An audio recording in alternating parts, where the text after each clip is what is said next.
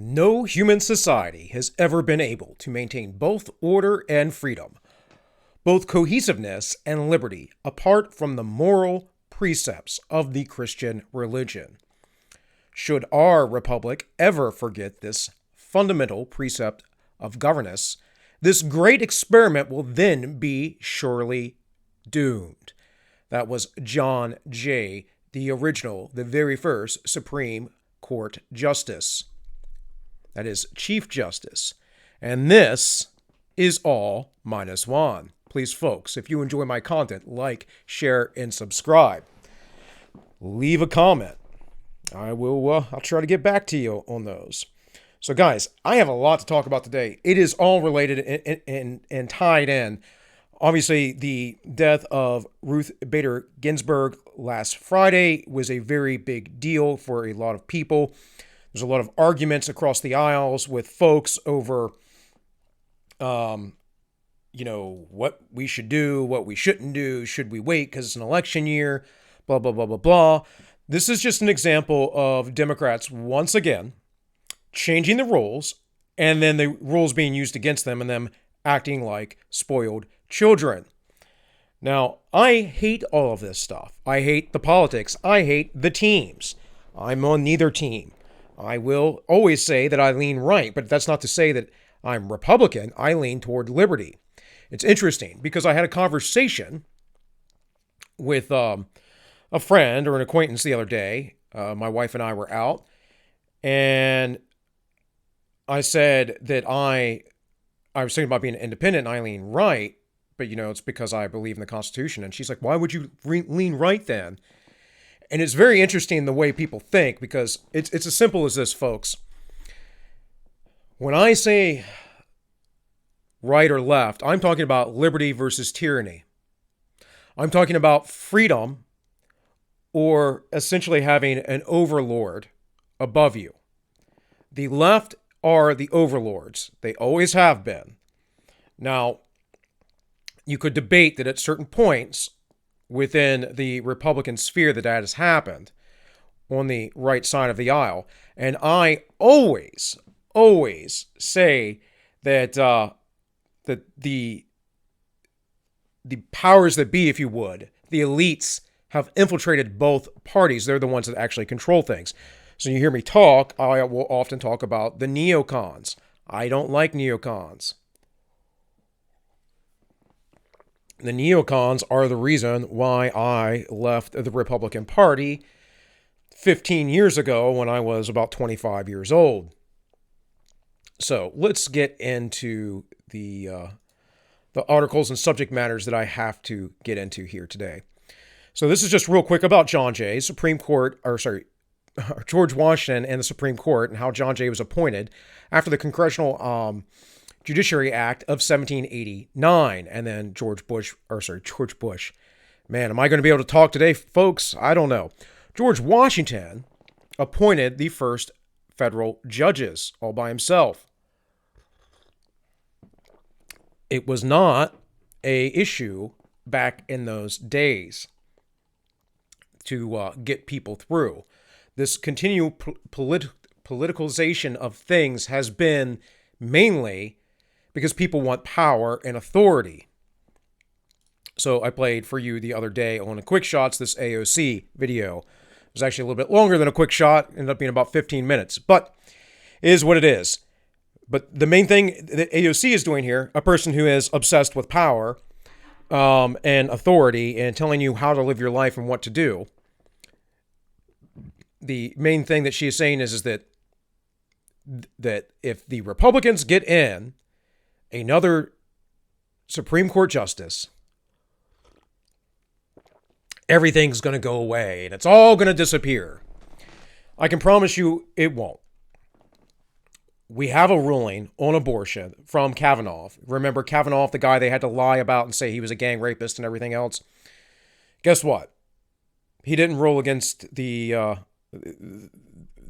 abortionist. He ruled in their favor. This is settled law, folks, whether it is constitutional or not, which it is not, by the way. It just simply isn't. But neither is the Civil Rights Act. But it is the established law. It's there. The only thing that you might see rulings on with a conservative justice is probably gun control. So the reason why these things are happening, though, is because our country has lost its understanding of where it came from. So hear from John Jay again and his wisdom. Providence has given to our people the choice of their rulers, and it is their duty as well as privilege and interest of our Christian nation to select and prefer Christians for their rules. Now, why is that? Well, because our laws and our rules are based in those precepts, whether you like to admit it or not. And so is your morality. If you live in the West, your morality is based on those precepts. I guarantee you. This lady right here, I don't think that she understands that one bit. But I also want to play for you this, and I found this interesting from The Hill. Sarge here goes off, and he's got a very good point. All right, Sagar, what's on your radar? Well, as we're going to discuss a lot today, the death of Justice Ruth Bader Ginsburg less than 50 days before the 2020 election has dramatically increased the stakes of this election. It's exactly the type of September surprise which could scramble Americans' voting patterns this late in the game. But one thing it underscores to me is how much this sucks. How we're all getting played by the elites of this country who have designed the system exactly this way in order to remove the illusion of choice from our lives. Let me explain. Right now, if you're pro-life or pro-choice or pro-gun or anti-gun or pro or con, whatever your divisive social issue is, you basically have a gun to your head. If you're culturally conservative and you want a chance at preserving the courts, and you should probably vote for Trump. And if you're culturally progressive and you want your agenda codified and expanded into law, you should probably vote for Joe Biden. And I want to be clear, that is the reality of the situation. Many millions of people are going to act accordingly on November 3rd. But why the hell is it that way? Why? Well, because starting in the 1970s, Congress decided to make an explicit choice. You see, debating abortion and gay marriage and guns and all these other issues is really hard. And Congress hates doing hard things because then they might have to answer for them to you, the voters, at the ballot box. So both parties embrace the same strategy. Kick everything to the courts. Kick it all. Abortions, guns at first. But then, hey, what about Obamacare, Citizens United, the Keystone XL pipeline, antitrust law? So now we live under one of the greatest cons that is perpetuated upon the American people in all of our history. We are now held completely hostage to our respective cultural values and forced to vote for people based upon a vote that they will take a few times in a 6-year term in the United States Senate. Supreme Court confirmation is not even close to what these people spend the bulk of their time on. They also do things like, craft economic recovery bills, stimulus payments during the worst economic crisis since the Great Depression. Just very mild, unimportant things like that. And every single one of these senators knows something else too. At the end of the day, if you're mad at them, you're still probably going to vote for them if you agree with them on social issues. Why? Because they're going to cast that vote for a Supreme Court justice who will rule the way that we want on public policy. They can screw us all day long economically. They can deny you your stimulus payments. They can let the country rot. They can vote to keep more troops in Afghanistan. But come voting time, they can come back to the district and they can claim to have delivered on their promise to vote the right way on the U.S. Supreme Court. So Sagar there is very much right. And he goes on. You should go check that out. I'm not going to play the full clip. But that is the thing. And the liberal justices will be liberal, free, in the actual sense of the word, with the Constitution. The originalists are not necessarily what you might think that they are. Originalists tend to take the original perspective, but also any law that has been deemed what the law is, they keep it. The issue for years has been Judge Roberts, who was considered a conservative, but he is not. He has sided with the liberal side of the court for decades. And it is this way because they are essentially legislating from the bench. And as Sagar said there, he's upset because Congress isn't doing anything, and they're not. And of course, his partner Crystal Ball, this is from The Hill Rising, she gets into it as well. Now, This is the stuff I'm talking about. This is the stuff that when the president says he's going to go drain the swamp, that they're ineffectual, they're not doing anything. This is the stuff that he is talking about. Now, I don't have a ton of faith in him per se.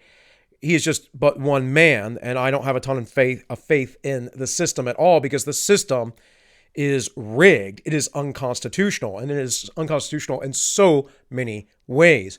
We're going to talk about that, especially in how we conduct wars. But what I do want to cover is the nominees. And so before I had stated that I think Amy Coney Barrett is probably a good choice. I liked her the last time I looked. When Kavanaugh was being selected, some things have happened then, though, and I was not aware that she has made some poor rulings on lockdowns and a few other things. And I found that out by watching Robert Barnes, which is why, folks, you need to do your homework. You have to stay informed. When something comes up like this, you need to see who's there. So Barnes has suggested Barbara Lagoa, and she seems like a solid candidate, and it's going to be hard for the liberals for the identity politic reasons to not elect her. But I'll let him talk. This is from Viva Fry's YouTube. And if you don't know Viva Fry, go check him out. He does legal commentary, and it's good stuff. It's good stuff. And Robert Barnes is quite a famous lawyer. If you don't know who he is, just Google him. There's a bunch of people on the right are recommending that will fail a vote, that won't get through. But there's several that I have no doubt will get through. And I think Trump is going to, in fact, I've named her before anyone did. I said that I thought Barbara Lagoa would be the choice by Trump, just from understanding Trump and understanding who was on his list. And of course, then it came out the next day that Lagoa is leading. And she's likely to be the pick. And it's because you have the daughter of immigrants. So you got an American dream story from Florida, from Cuba, or Cuban ancestry, been on the state court for, more than a dozen years, been on the 11th Circuit bench for over a year, over 27 Democrats voted for her for the 11th Circuit, over 80 senators approved of her.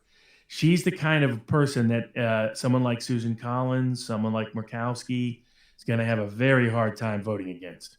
And Democrats know they'll look bad because they'll be voting against the Latina, they'll be voting against the Cubano. And all of that is true. Now, here's the thing.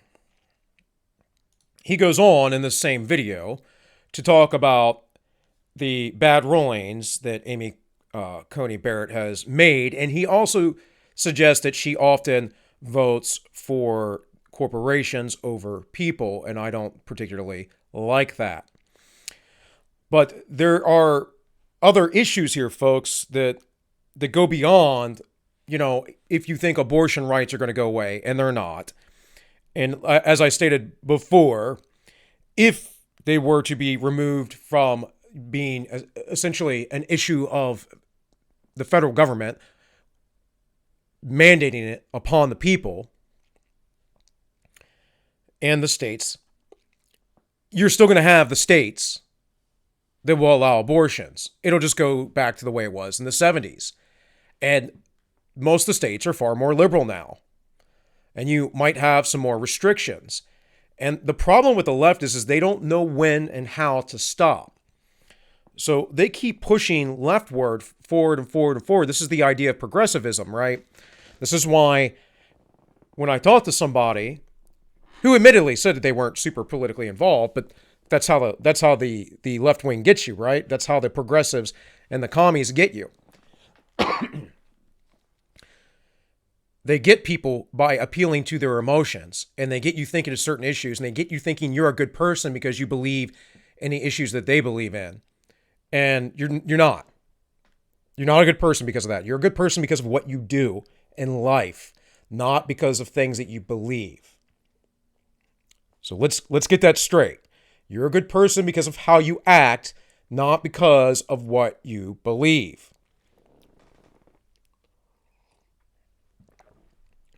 At the same time, if you prop up things like this, things that essentially push leftward continually, you'll get late-term abortions. You'll get the governor of Virginia talking about putting a baby and keeping it comfortable and then having a conversation with the parents if they're going to murder the baby. That is evil. So you see how policy can eventually lead you to create evil actions. Now, I don't agree with abortion, but I can have a conversation with you about it, about maybe, very, very early on and only in certain cases. However, Margaret Sanger, who created Planned Parenthood, was a eugenicist. She was an avowed racist and has done abortions have killed something like 5 times more children in the black community than in the white community. And being a smaller percentage of the population, those numbers should be alarming to you, greatly alarming. So, in any case, what I do want to talk about is some wise words from John Jay. So this is from the Federalist, number 5. It says, the history of Great Britain is one in which we are, in general, the best acquainted. It gives us many useful lessons. We may profit by their experience without paying the price which it cost them. This is why it's so important to read and understand history, folks. Although it seems obvious to common sense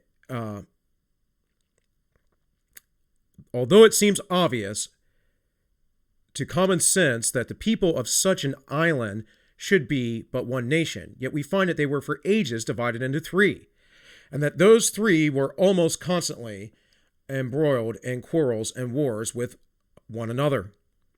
Notwithstanding their true interest with respect to the continental nations was really the same, yet by the arts and the policy and practice of those nations, their mutual jealousies were perpetually kept inflamed, and for a long series of years they were far more inconvenient and troublesome than they were useful in assisting each other.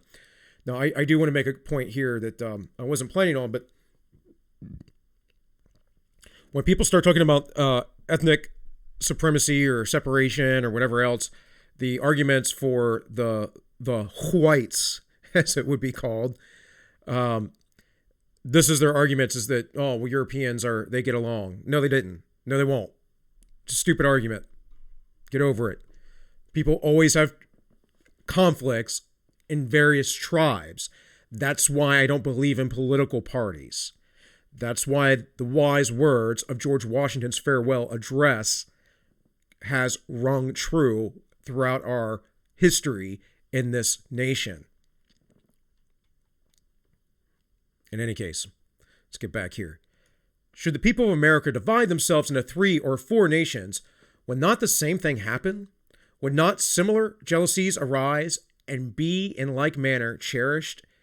Instead of their being joined in affection and free from all apprehension of different interest, envy and jealousy would soon extinguish confidence and affection. And the partial interest of each confederacy instead of its general interest of all America would be the only objects of their policy and pursuits. Hence, like most other bordering nations, they would always be either involved in disputes and wars or live in constant apprehension of them. Now, he is talking here, this is in the Federalist, he's trying to convince the people to take on the Constitution instead of the current Articles of Confederation, which had many problems. And his argument here is what we now call balkanization. Our country is in a period that is coming to a harsh end where it may greatly balkanize.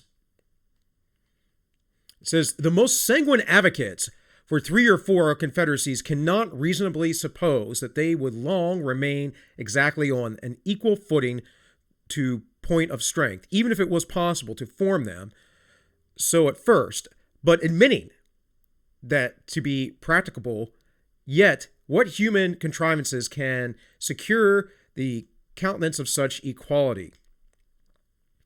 independent of those local circumstances which tend to beget and increase power in one part and to impede its progress in another, we must advert to the effects of that superior policy and good management, which would probably distinguish the government from one above the rest, by which their relative equality in strength and considerations would be destroyed.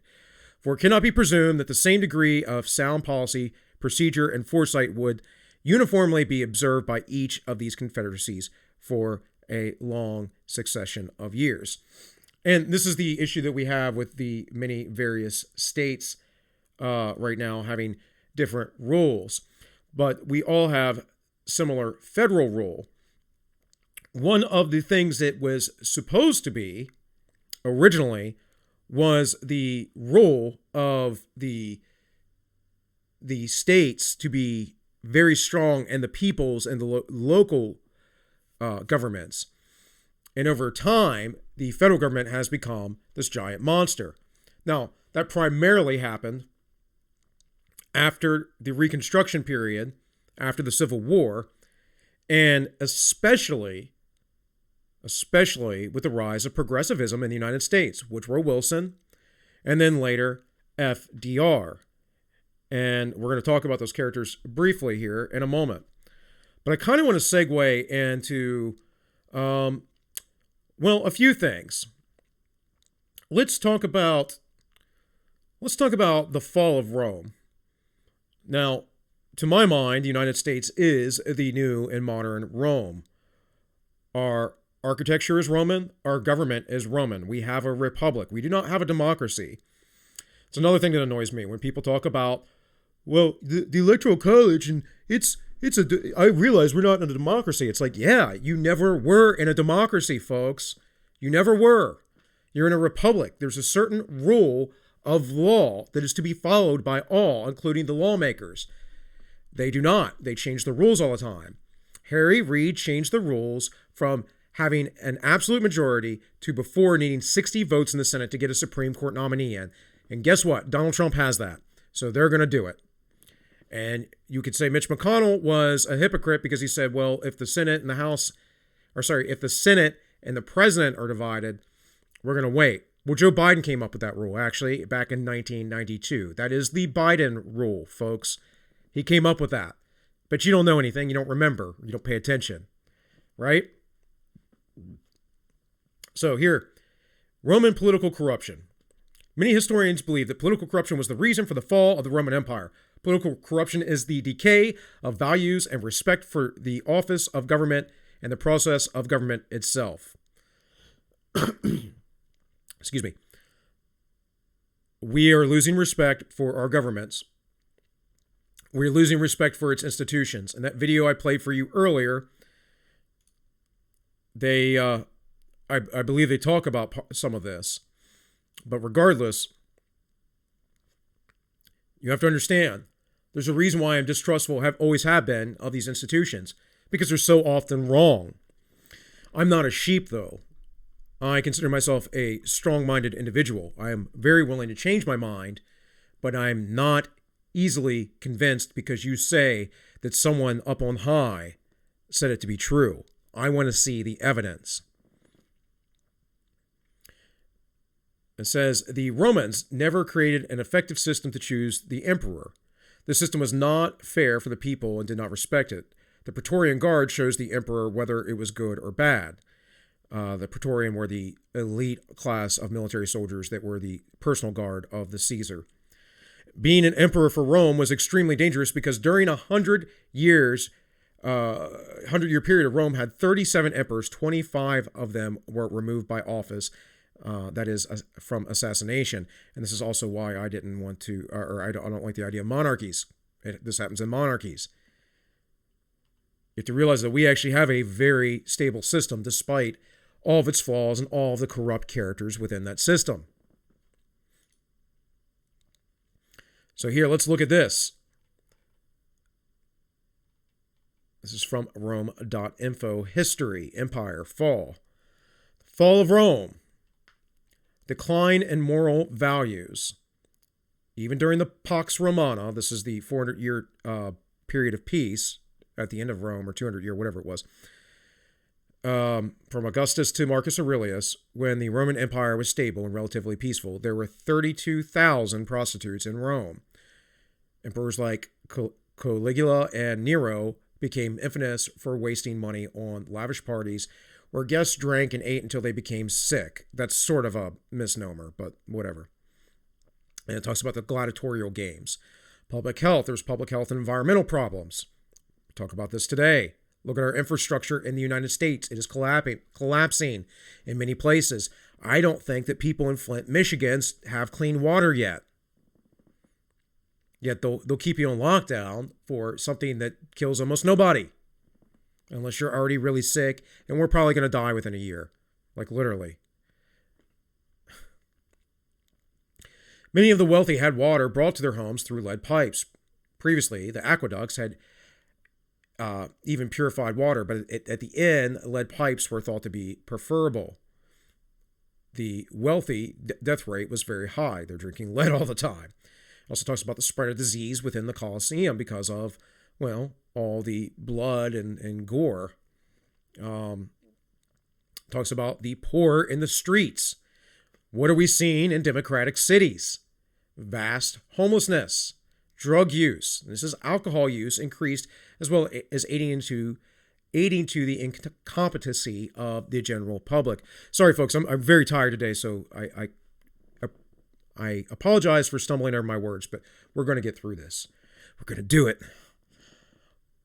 Political corruption. One of the most difficult problems was choosing a new emperor. Unlike Greece, where the transition may not have been smooth, but was at least consistent, the Romans never created an effective system to determine how new emperors would be selected. So it says the choice was always open to debate between the old emperor, the Senate, and the Praetorian Guard, and the army. That's actually how the empire started. Caesar marched into Rome with his army. Why did that happen? What happened because of the corrupt political system in the first place? I don't think that Trump is trying to walk in with the army.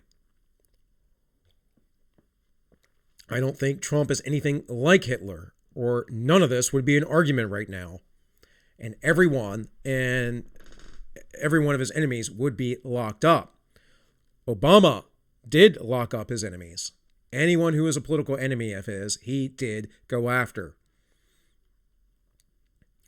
Unemployment. During the latter years of the empire, farming was done on large-scale estates and were owned by wealthy men who used slave labor. A farmer who had to pay workmen could not produce goods as cheaply. Many farmers could not compete with these low prices and lost or sold their farms. So we have something similar in the United States. It's called farming subsidies. It happened because of FDR. There are many small farmers that have gone out of business because they don't get the multi-million dollar annual subsidies. And so we've created this factory farm system, which continues to make people unhealthy. So it becomes a multiple series of issues.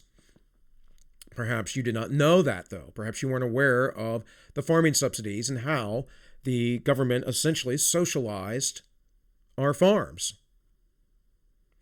Many farmers could not compete with these low prices and lost or sold their farms. This not only undermined the citizen farmer who passed his value to his family, but also filled the cities with unemployed people. At one time, the emperor was importing grain to feed more than 100,000 people in Rome alone. These people were not only a burden, but also had little to do but cause trouble and contribute to the ever-increasing crime rate. What do we have right now? Mass unemployment. What do we have right now? Mass crime. We also have a media that pushes an ideology of falsehood, of racial injustice, of basically hate and evil, and they cover for them. They're fools. They don't realize that they'll be put against the wall eventually. It's really sad. It's really sad. Inflation. The Roman economy suffered from inflation, an increase in prices beginning after the reign of Marcus Aurelius. This has gone on for a long time. We've been doing it for a long time. We will reap this one day. We are at about $30 trillion of debt. I was complaining about this back when we had like $12 trillion of debt. You have no idea what is coming for you, you blind, ignorant, dumb people. Seriously. Inflation is horrible. People will starve. And you're going to ask for more government to come in and fix it when they created the problem in the first place. They call it quantitative easing. Quantitative easing. Ooh, the federal debt just went up some more because we just got to spend some more. We got to spend more every year. You really don't, but they keep doing it. Urban decay. Wealthy Romans lived in dolmens with marble walls, floors, and intricate colored tiles. Blah, blah, blah. Most Romans, however, were not rich. They lived in small, smelly rooms in apartment houses with 6 or more stories called islands.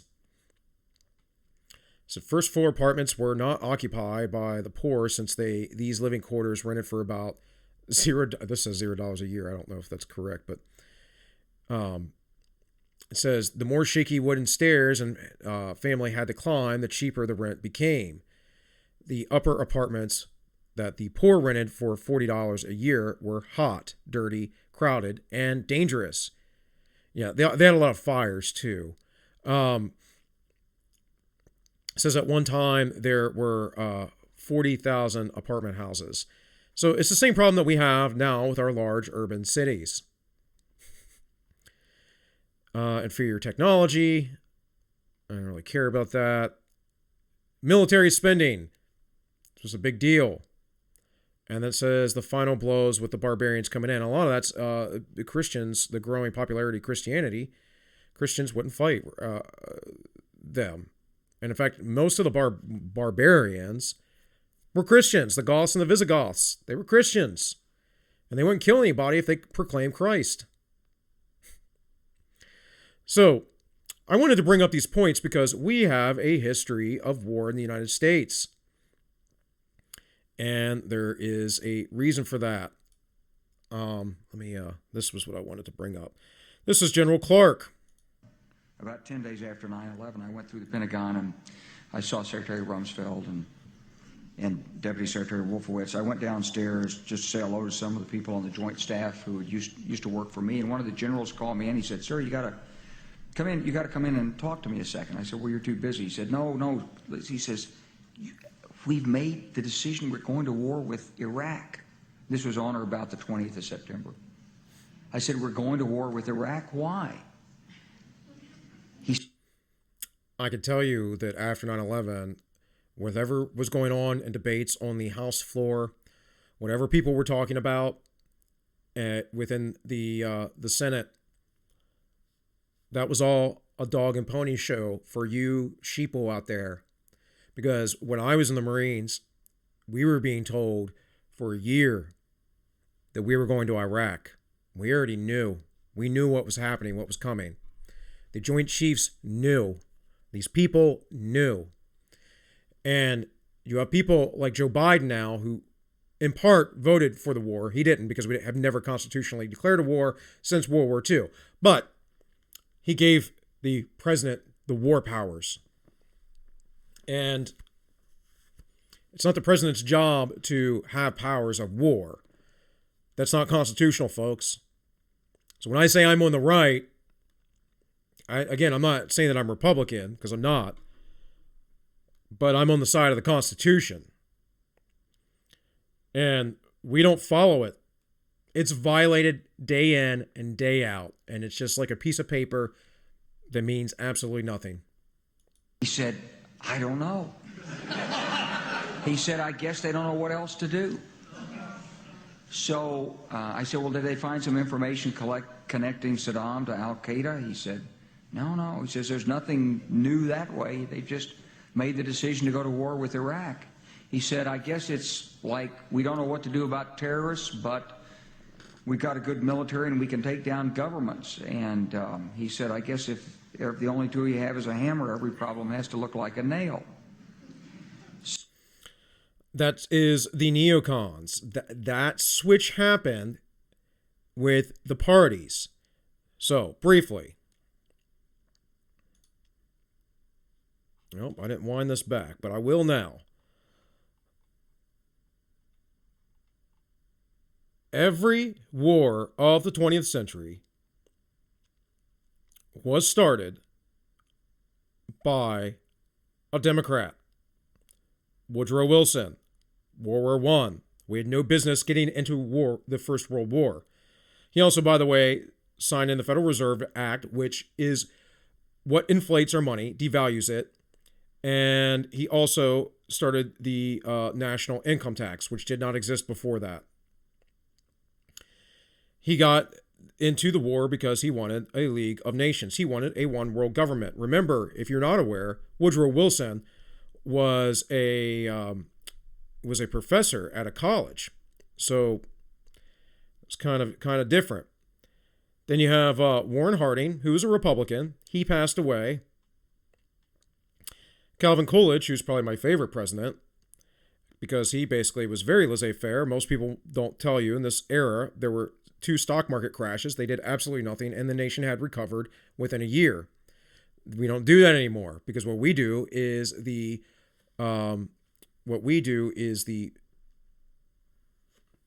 FDR model.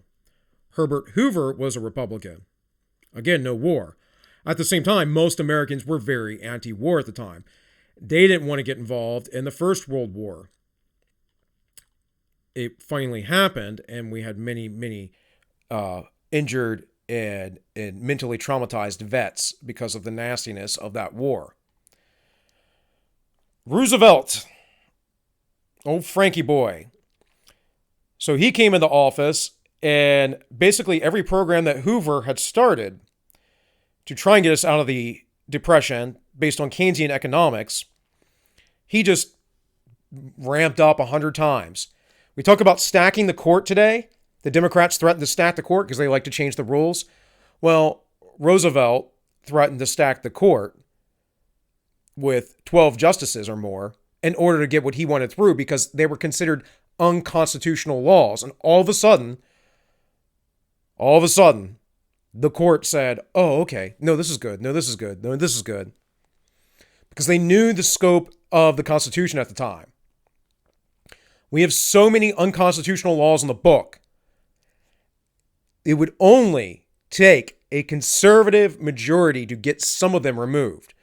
The drug war, if you're a lefty and you think that the drug war is bad, that you have to understand that it is completely unconstitutional. We had to pass an amendment to ban alcohol in the United States because people back then understood how the Constitution worked. No one knows today. Then we had Truman. Of course, he inherited the presidency. He got us into the Marshall Plan, NATO, and the Korean War. This was a big deal. Eisenhower was elected into office to get us out of situations like that. The Korean War was a UN, essentially, scheme, and America was its muscle. And Truman did not use Congress. Now, that ended up being okay of sorts for us and South Korea. But it was unconstitutional. He broke the law. Eisenhower did nothing, but he did warn of the military-industrial complex. Well, that's what General Clark was just talking about. This has been building up for over 100 years, folks. It's not too hard to see where Supreme Court picks of conservative justices and someone like Donald Trump, who's been keeping us out of war, would be hated by this machine that keeps going. We had JFK. I actually don't mind JFK, even though he's a Democrat. I think he was all right. There's some things I don't think he should have done, but I got it. You know, the space program especially helped give us a common cause that people could get behind as Americans. But, of course, he had the Bay of Pigs incident. He almost brought us to the brink of nuclear destruction. Well, Lyndon Johnson got us involved in Vietnam.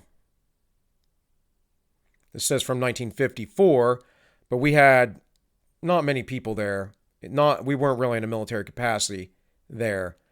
But Johnson escalated the war. Again, never declared, unconstitutional. He broke the law. Now, Nixon, I know he was a Republican. Nixon, before neocons were really a thing, was the first neocon president. He was the first big government, let's do things with big government power president. This had been the way things have been, at least as far as the Republicans go. It's the way things had been. So it's just business as usual, except for from a Republican standpoint. Now, Nixon was actually, in part, largely elected to get us out of the war in Vietnam. And he did. But he also had a lot of military advisors and people saying, oh, stay in there, stay in there, stay in there. Because they're all globalist, and Nixon was a globalist. It's why he helped open up China. And this says the petrodollar. That's kind of an important thing because that's why he did a lot of crazy things that the Supreme Court should absolutely have struck down. So FDR decided that he was going to take the gold standard down to a third of what it was, and only trade it internationally. And Nixon found out that we had traded so much of that gold, the country is actually running out of gold, and so he got it tied to petroleum and trading petroleum around the world. This is why it is the world currency, folks. He also started the war on drugs, mainly because he didn't like hippies, but unconstitutional. We got Gerald Ford here. He was kind of a lackluster president, of course, and didn't get elected. So then we had old Jimmy Carter, one-term president, because he was horrible. Horrible. Now, a lot of the stuff that he inherited wasn't fully his fault, but he just wasn't good. And what isn't listed here is his horrible handling of the Iranian hostage crisis. Now, Ronald Reagan was a tough guy, and I actually like Reagan. And he actually tried to reinstate the gold standard. He basically made it so it was legal to trade gold again in the United States because FDR had banned it by executive order. Again, unconstitutional, completely illegal. But for some reason, the left believes in the Constitution. I don't get it. But the best thing that Reagan really did was he gave patriotism back to Americans. And in a time that America was very demoralized. And he allowed business to thrive. Now, I know there's a lot of people who think, oh, there's fat cats on Wall Street and the corporations this, the corporations that. Well, yeah, maybe. You might have a point, but corporations got to run, folks. People got to have jobs, and that's how the economy grows. But we did have these little skirmishes in Grenada, Central America. That was part of the drug war. Lebanon, Libya. And then, of course, good old GW. Now, here's the secret, though. GW is a neocon. Bush wasn't a neocon. But there was a battle between the two of them. See, the only reason why Reagan was actually elected was because the RNC gave him the nomination only when George Herbert Walker Bush would be his vice president. And old Georgie boy is one of those globalists. In fact, his family is very close to the Clintons and the Obamas. You've been pretty much ruled by the same people for decades. And that is why they hate President Trump. Let's look at Slick Willie here. Persian Gulf War II. What's that about? I remember this. I had forgot about it. I was in high school at the time. It says the 1998 bombing of Iraq, codenamed Operation Desert Fox, was a major 4-day bombing campaign. And again, United States, United Kingdom, UN kind of deal, United Security Council's deal, because of weapons of mass destruction, whatever else. But more importantly, Bosnia. And this was a big deal. I actually served with a guy in Bosnia. His parents were over there, and they were elderly, and he, the Marine Corps let him out. He got a hardship, was able to get out because his family was over there. And I had assumed, went on to 2001. I'd assumed that I would be deployed there at some point. Didn't happen, but. So old W, I like that. They got W there. War on Terror. I think that going into Afghanistan was completely justified. I think the expansion, though, into Iraq was not. And then we have Barack Hussein Obama. And he basically just kept it on. America-led invasion in Syria, or intervention in Syria. That's not our job, folks. We're not the world police. And we completely destroyed Libya. Completely destroyed that nation. Now, General Clark said we were going to go into Iraq, then Syria and Lebanon, then Libya, then Somalia and Sudan, and back to Iran. Now, people keep talking about Iran and Iran this, Iran that. We're not going to war with Iran, people. I mean, you don't know anything about military tactics if you're saying that stuff. It's not happening. You don't know anything about the terrain there. It's swamp and mountains in a desert setting. It's a nutty place. And our problems with Iran are largely our fault for putting in a puppet Shah. So, let's look at some Obama legacy stuff. Let's see. This is from Politico. Obama approves airstrike against Libya, March 19th, 2011. This is from BBC. President Obama, Libya aftermath, worst mistake of presidency. Cato Institution. The Obama administration wrecked Libya for a generation. Yeah, now there's slave trade there, folks. Real, literal slaves. Buy a man for something like $200 to $400. Syria will stain Obama's legacy forever. This is from foreignpolicy.com.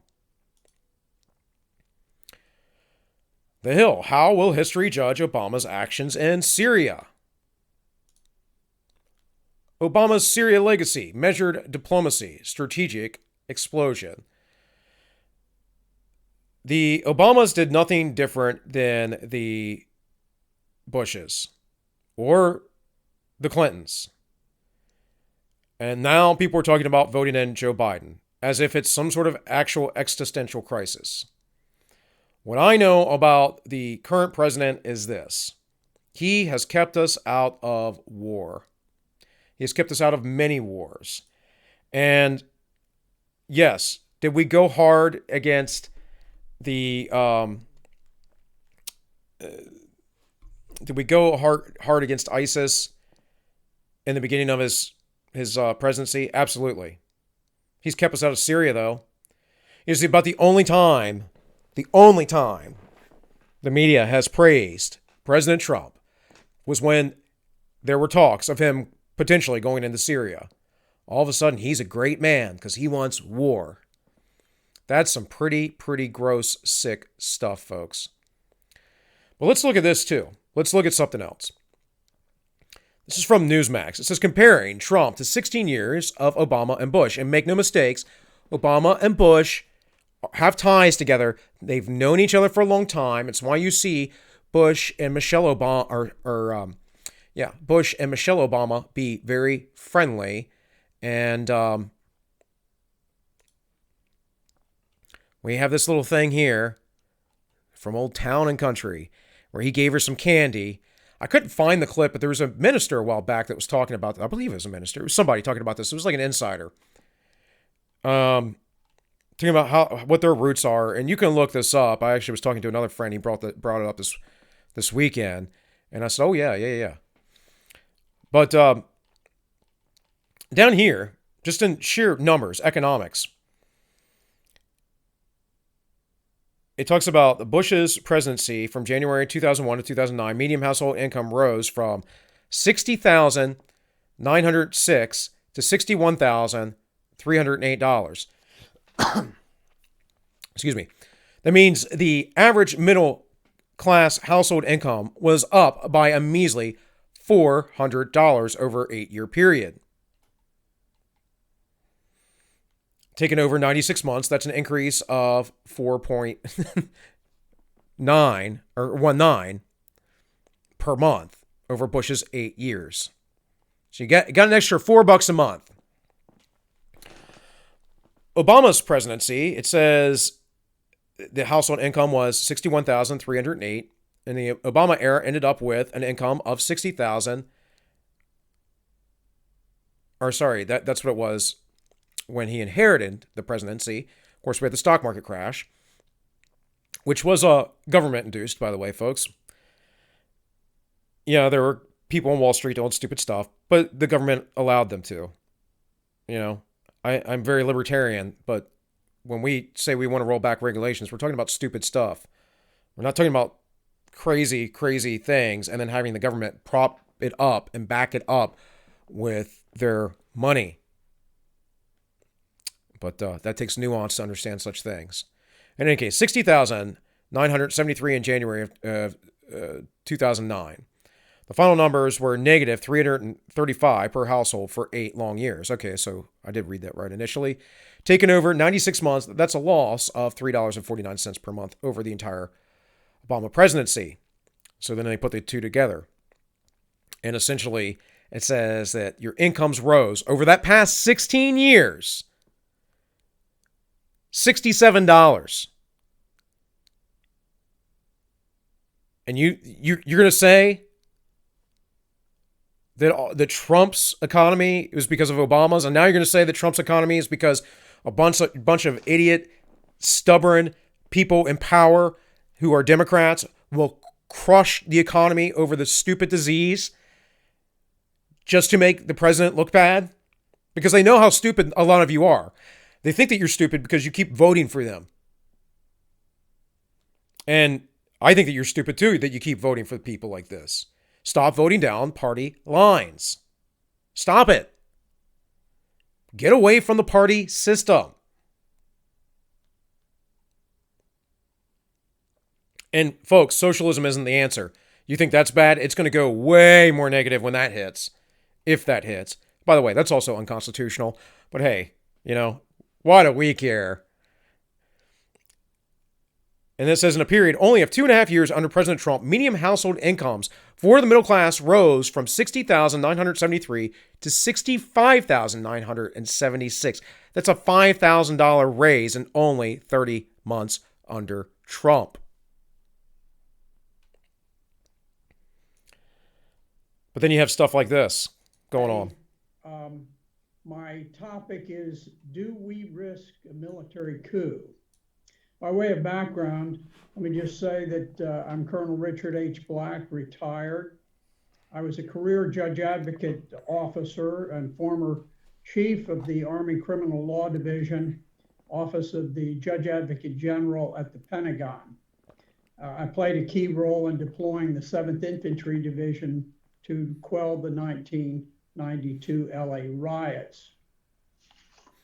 Let me give you a little background to start with. The Insurrection Act is among the most fundamental of all federal laws. First enacted in 1807, it has been used repeatedly to carry out government's most elemental responsibility, that of ensuring domestic tranquility. The preamble to the Constitution lists the task of ensuring domestic tranquility among the 5 purposes for which the Constitution of the United States was created.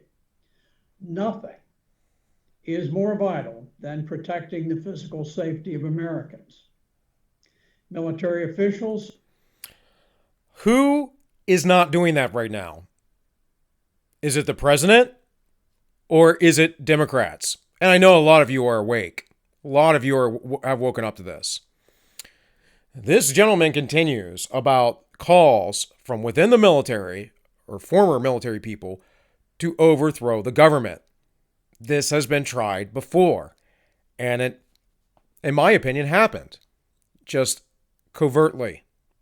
Are sworn to defend the nation against all enemies, foreign and domestic. On June the 4th, 2020, the prominent publication Foreign Policy published a morning brief entitled Generals Denounce Trump's Protest Crackdown Plan. The brief critiqued the president's threat to invoke the Insurrection Act and subtly disparaged its relevance as a 2-century-old law. But the law empowering the president to quell unrest using military force has been invoked 22 times since its first use in 1808. Presidents Thomas Jefferson, Andrew Jackson, Ulysses Grant, Rutherford Hayes, Grover Cleveland, Woodrow Wilson, Herbert Hoover, Franklin Roosevelt, Dwight Eisenhower, John Kennedy, Lyndon Johnson, and George H.W. Bush have each invoked the Insurrection Act to do such things as stop riots, enforce desegregation orders, end military disturbances, and to quell labor disputes. Defense One, a military online publication, reported that 2 retired lieutenant colonels, John Nagel and Paul Yingling, have written an open letter to General Mark Milley, chairman of the Joint Chiefs of Staff, urging him to employ military force to remove the President of the United States if he does not leave office on January 20th, 2021. Now, why would he not leave office, folks? Do you not understand that you're being gaslit, that he won't leave office? So this is from LaRouche PAC videos, if you guys want to check this out. But he does go on. I'm not going to play the whole thing for the sake of time. You go look it up yourselves. I do want to leave you with a few thoughts, though. It says, Christianity is designed to refine and to soften, to take away the heart of stone, and it gives us hearts of flesh. It polishes off the rudeness and the arrogances of our manners and tempers, and to make us blameless and harmless, the Son of God without rebuke. That was John J. The wise and the good never form the majority of any large society, and it seldom happens that their measures are uniformly adopted. All that wise and good men can do is to preserve in doing their duty to their country and leave the consequence to him who made men only, neither elated by success, however great, nor discouraged by disappointments, however frequent or mortifying. That is to say,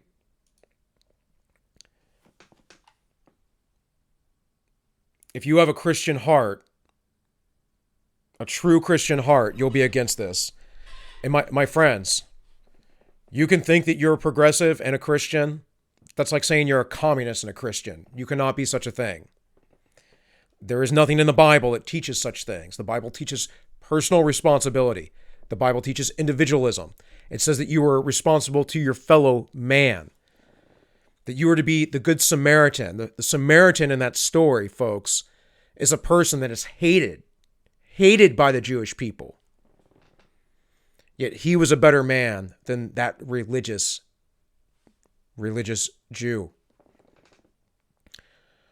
So I bring all this up, though, and especially the quotes of John Jay, because of this ridiculous argument.